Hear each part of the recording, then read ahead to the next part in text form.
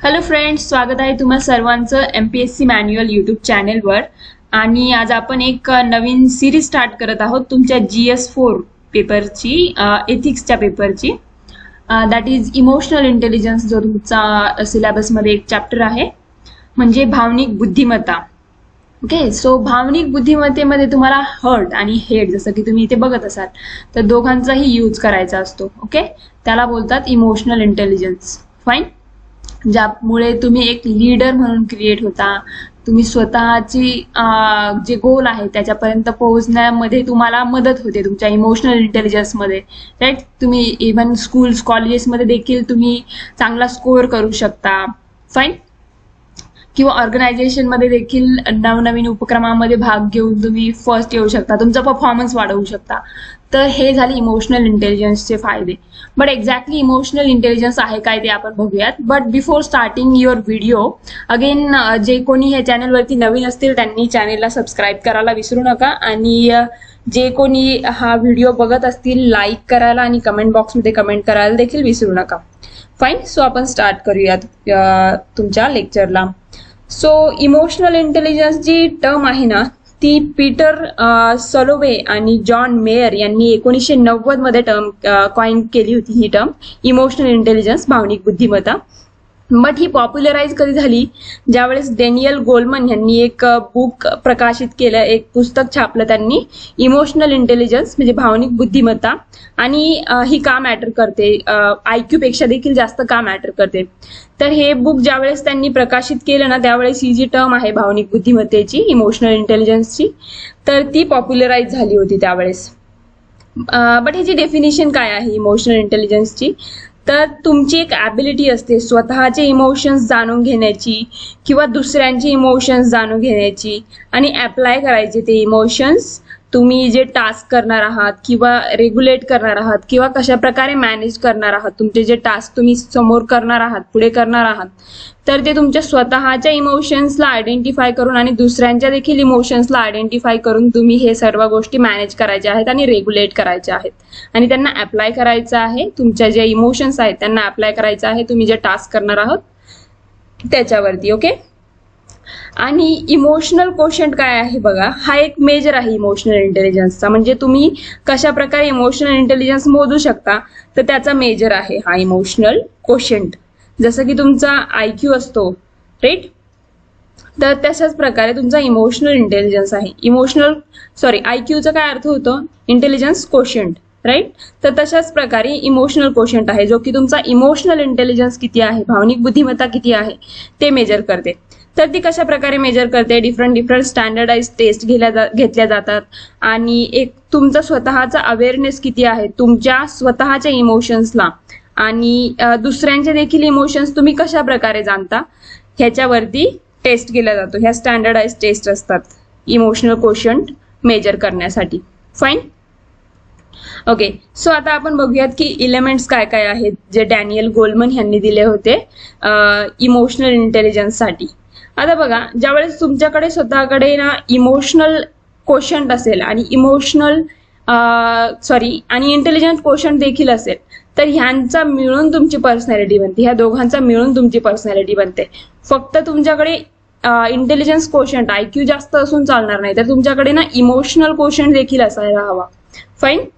दोघांचा बॅलन्स असायला हवा आणि जास्त इम्पॉर्टंट तुमचा इमोशनल कोशंटच असतो. ओके. तर त्या दोघांचं बनवून पर्सनॅलिटी बनते तुमची स्वतःची. तर तुमची पर्सनॅलिटी कशी आहे, तुम्ही एक ऑप्टिमिस्टिक पर्सन आहात किंवा तुम्ही एक निराशावादी पर्सन आहात, पेसिमिस्टिक आहात पर्सन, ते तुमची जी पर्सनॅलिटी आहे ना, ही तुमचं इमोशनल कोशंट आणि IQ हे दोघे मिळून तुमची पर्सनॅलिटी दाखवतात. फाईन. आता आपण इलेमेंट्स बघूयात जे डॅनियल गोलमन यांनी दिले होते, 5 elements.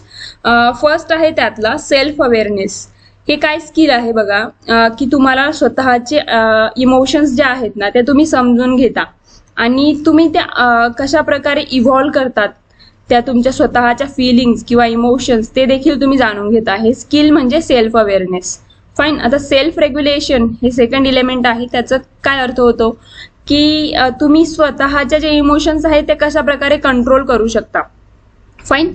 Instead of reacting quickly, तुम्ही काय कराल की विचार कराल एखाद्या गोष्टीवरती, क्विकली रिस्पॉन्ड करण्यापेक्षा एखाद्या गोष्टीवरती विचार कराल. सपोज तुमचा फ्रेंड तुमच्याशी चांगलं नाही बोलत आहे, राईट, तर तुम्ही क्विकली रिस्पॉन्ड करणार नाही. तुम्ही क्विकली त्याला बोलणार नाही की तू का माझ्यासोबत असं वागत आहेस, किंवा तुम्ही त्याच्यासोबत लगेच भांडण नाही करणार. तर तुम्ही जाणून घ्याल त्याच्या मागचं रिझन. ओके, तुम्ही थोडं थिंक कराल त्या गोष्टीवरती आणि देन रिस्पॉन्ड कराल त्याच्यावरती. तर हे झालं सेल्फ रेग्युलेशन. लगेच तुम्ही त्याला मारायला वगैरे धावणार नाही तुमच्या फ्रेंडला. फाईन, हे झालं सेल्फ रेग्युलेशन. थर्ड इलेमेंट आहे तुमचा इंटरनल मोटिवेशन. ओके, तर तुमचं स्वतःचं मोटिवेशन किती आहे. एखादी कमिटमेंट अचीव्ह करायची आहे तुम्हाला, तुम्ही एखादा गोल दिलेला आहे की मला 2023 मध्ये मला एमपीएससी क्लिअर करायचीच आहे. ओके, तर ती तुमची कमिटमेंट झाली. तर तुमचं इंटरनल मोटिवेशन किती आहे. फाईन, तुमच्या त्या गोलपर्यंत रीच करण्यासाठी, तुमच्या त्या गोलपर्यंत जाण्यासाठी आणि तुम्हाला जे अपॉर्च्युनिटीज मिळतात त्यांच्यावरती ऍक्ट करण्यासाठी तुमचा किती रेडीनेस आहे. तुम्ही किती ऑप्टिमिस्टिक आहात किंवा किती रेझिलियंट असतात, किती रेझिलियंट आहात हे तुमचं इंटरनल मोटिवेशन दाखवून देतं. हा एक एलिमेंट झाला इमोशनल इंटेलिजन्सचा. Then empathy. एम्पथी काय असते की तुम्ही स्वतःच्या आणि दुसऱ्यांच्या देखील ज्या गरजा आहेत किंवा ज्या फिलिंग्ज आहेत त्या देखील इंडिव्हिज्युअली आणि ग्रुपमध्ये जाणून घेता. फाईन, एखादा पर्सन खूप भुका असेल, राईट, त्याने 2-3 दिवसापासून अन्न ग्रहण नाही केलेलं आहे, बट तुम्ही बघता की तो कचरा कुंडीतलं जे उरलेलं जेवण असतं लोक जे टाकून जातात ते तुम्ही बघता की तो ते खातोय आहे, राईट. एखादा भिकारी असेल तर तो ते खातो आहे आणि तुम्हाला त्याच्याविषयी दया येते आणि तुम्ही विचार देखील करता की ह्याच्यावरती काय करू शकतो मी आणखी. फाईन, तर ती झाली एम्पथी. आणि सोशल स्किल्स म्हणजे काय, तर ही जी एम्पथी आहे ना तुमची, तर ती तुम्ही कशा प्रकारे अप्लाय करता एखाद्या गोष्टीवरती. फाईन, तुम्ही पुढे काय ऍक्शन घेतली त्या भिकाऱ्यावर, म्हणजे त्याला मदत करण्यासाठी काय ऍक्शन घेतली वगैरे, तर हे तुमचं सोशल स्किल्स मध्ये येणार. ओके, आणि हे काय मदत करतं, तुमचं सोशल स्किल काय मदत करतं तुम्हाला, की तुम्हाला एक ना गुड रेपोर्ट, म्हणजे एक चांगला रेपोर्ट कसा आहे तुमचा, रेपो कसा आहे दुसऱ्यांसोबत, ते बिल्ड करण्यासाठी तुमचं सोशल स्किल्स इम्पॉर्टंट असतं. फाईन, तर हे 5 एलिमेंट्स आहेत इमोशनल इंटेलिजन्सचे, जे की डॅनियल गोलमन यांनी दिले होते. लक्षात ठेवा, बिकॉज मे बी तुम्हाला मेन्स आन्सर रायटिंग मध्ये हे एलिमेंट्स विचारले जाऊ शकतात. ओके, सो 5 एलिमेंट्स आहेत इमोशनल इंटेलिजन्सचे. फर्स्ट आहे सेल्फ अवेअरनेस, सेकंड आहे तुमचा सेल्फ रेग्युलेशन, थर्ड आहे इंटरनल मोटिवेशन, देन एम्पथी आणि सोशल स्किल्स. फाईन, देन आता आपण काय बघूयात की 4 डिफरंट एरियाज काय आहेत इमोशनल इंटेलिजन्सचे, जे की मेयर आणि सलोवे यांनी दिले होते ॲबिलिटी मॉडेलमध्ये. ओके, तर फर्स्ट आहे की तुम्ही कशा प्रकारे तुमचे इमोशन्स परसिव्ह करू शकता. ओके, आणि सेकंड आहे तुम्ही तुमच्या इमोशन्सचा यूज कसा करता. एखाद्या गोष्टीविषयी तुम्हाला थिंक करायचं आहे तर तुमच्या इमोशन्सचा कसा यूज करता तुम्ही. ओके, तर त्याची ॲबिलिटी. देन तुमचे इमोशन्स अंडरस्टँड करण्याची ॲबिलिटी, इमोशनल लँग्वेज अंडरस्टँड करण्याची ॲबिलिटी, आणि again signals conveyed bye emotions. तुमचे जे इमोशन्स आहेत त्याच्यातून तुम्ही काय सांगू इच्छिता, त्याच्यातून काय सिग्नल येतो. ओके, तर ती ॲबिलिटी, ह्या सगळ्या गोष्टींना अंडरस्टँड करण्याची ॲबिलिटी म्हणजे हा एक की एरिया झाला इमोशनल इंटेलिजन्सचा. आणि 4th एरिया आहे तो आहे तुम्ही तुमच्या इमोशन्सला कशा प्रकारे मॅनेज करता, राईट. तुमच्या भावनांना कशा प्रकारे मॅनेज करता एखाद्या स्पेसिफिक गोलला अटेन करण्यासाठी. फॉर एक्झाम्पल, जसं एखादा स्टुडंट असेल, लाईक 2021 मध्ये त्याने एक्झाम दिली असेल एमपीएससीची, बट किंवा 2020 मध्ये दिली असेल, बट तो प्रिलिम्स किंवा मेन्समध्ये 1 to 2 मार्क्सच्या मार्जिनने फेल झाला असेल, बट तो तिथेच खचून नाही जाता, तो अगेन ह्या वर्षी राईज झाला आणि he again started preparing for 2023. Okay, so तुम्ही तुमच्या फेल्युअरला तिथेच तुमच्यावरती वाईट इफेक्ट न होऊ देता तुम्ही पुन्हा उठले आणि जोमाने स्टडी करायला लागले. तर तुम्ही काय केलं, तुमच्या इमोशन्सला मॅनेज केलं. तुम्हाला एक स्पेसिफिक गोल अटेन करायचा आहे, त्याच्यासाठी तुम्ही तुमच्या इमोशन्सला मॅनेज केलं. ओके, तर हे झाले 4 की एरियाज तुमच्या इमोशनल इंटेलिजन्सचे, जे की ॲबिलिटी मॉडेलमध्ये दिले होते, मेयर आणि सोलोवे यांनी दिले होते.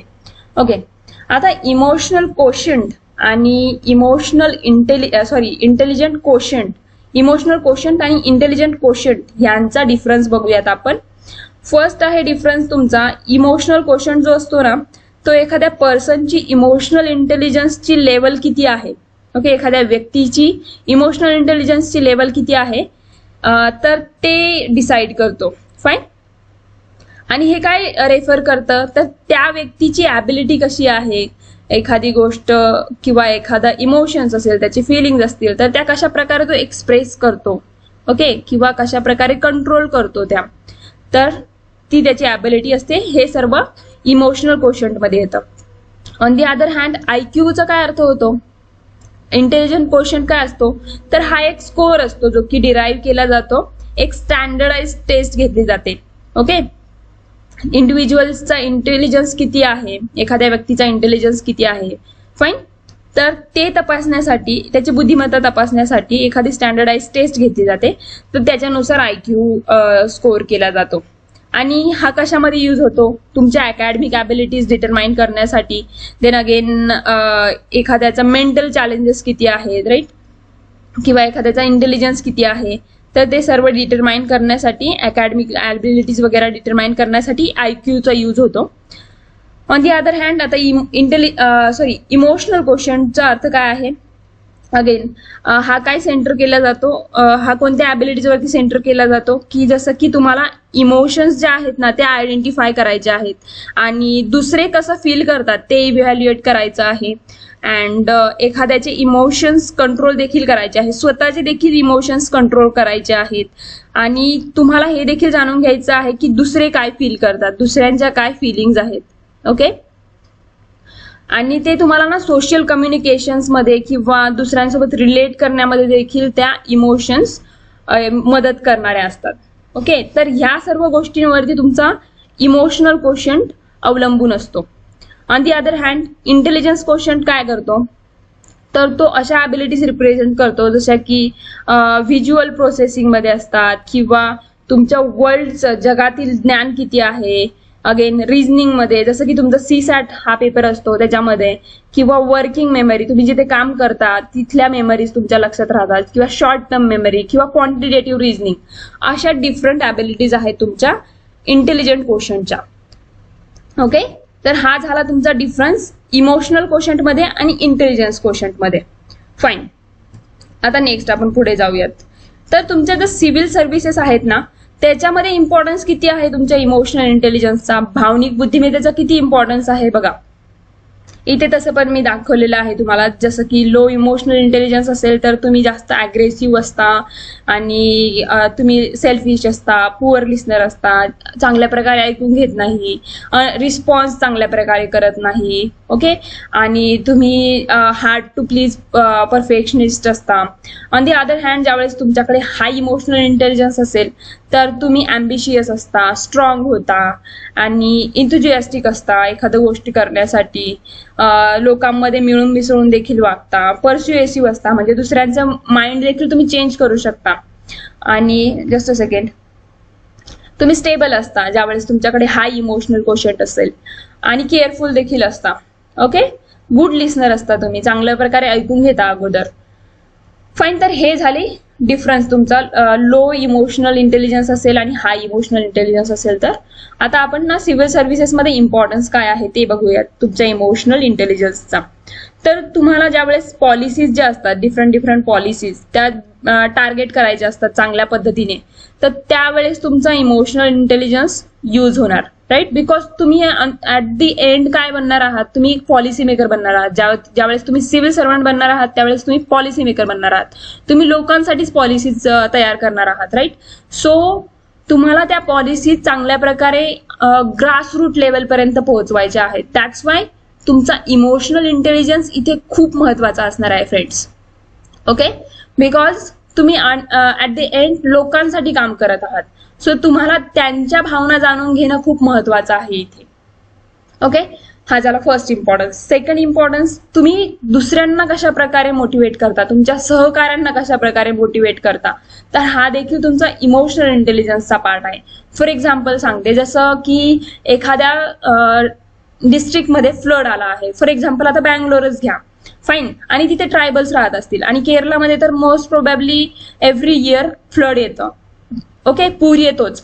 सो इन केस काही लोकांचं तिथे पोस्टिंग झालं, सो आणि as a DM district magistrate, so तिथले ट्रायबल्स बोलतात की आम्हाला इथून रिस्क्यू नाही करायचं, बट तुमच्यावरती जबाबदारी आहे की त्या लोकांना रिस्क्यू करायचं आहे तिथून. ओके, आणि त्यांनी तुमच्या सबऑर्डिनेट्सला, तुमच्यासोबतचे जे सहकारी आहेत त्यांच्यावरती दगडफेक करायला सुरुवात केली बिकॉज तुम्ही तिथे लेट आलात.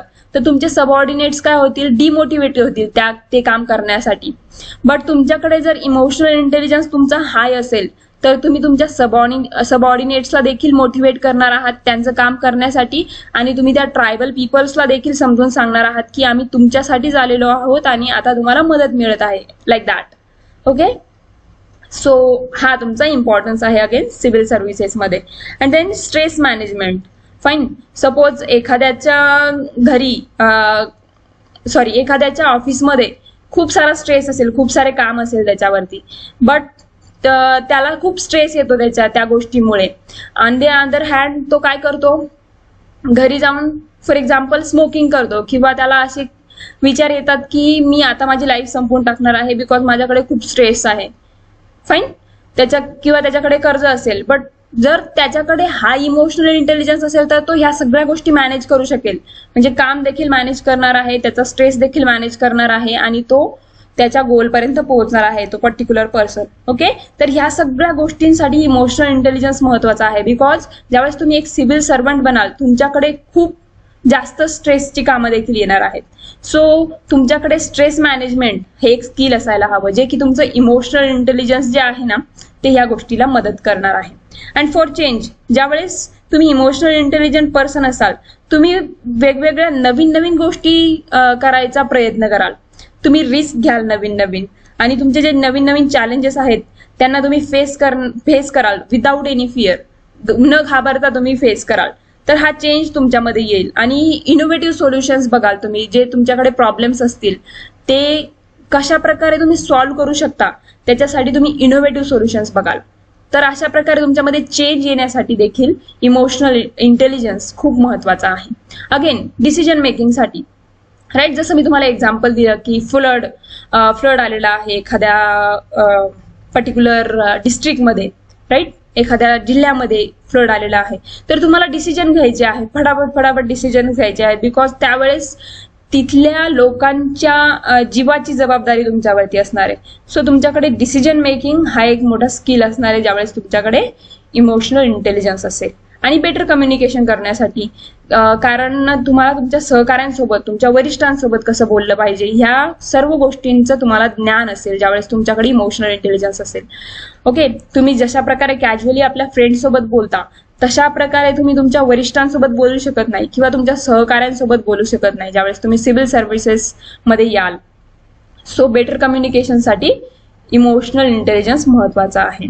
Again for maintaining balance in life, suppose example सांगते, तुम्ही तुमच्या वरिष्ठांसोबत त्यांच्या घरी जाता, बट त्यांच्यावरती कामाचा तणाव इतका असतो की ते त्यांच्या वाईफलाच घरी जाऊन मारत असतात, हे तुम्ही बघता.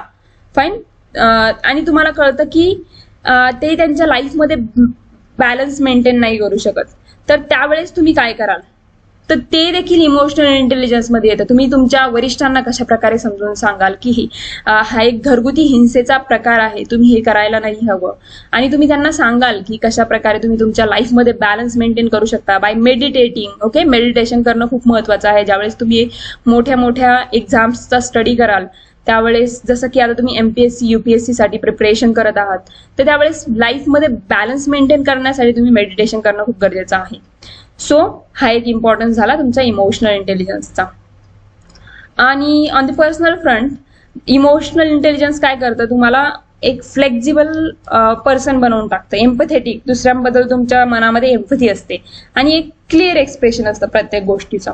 ओके, हा झाला इम्पॉर्टन्स तुमचा सिव्हिल सर्व्हिसेसमध्ये इमोशनल इंटेलिजन्स.